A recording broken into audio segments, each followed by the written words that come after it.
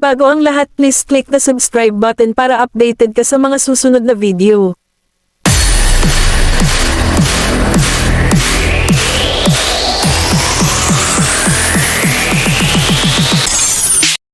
Ibinahagi ni Barangay Ginebra star Scottie Thompson ang cute na pagtawa ng kanyang anak na si Aster.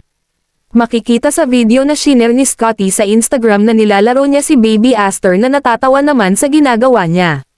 Napakasayang umaga with our baby boss, sabi ni Scottie sa caption. Kamakailan ay nagbakasyon sina Scottie sa Japan, na unang trip abroad ni baby Aster.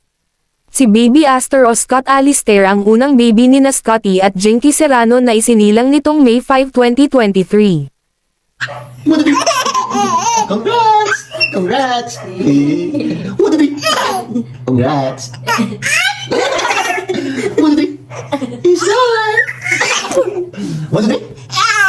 Congrats! Congrats! Congrats! Lawin, lawin.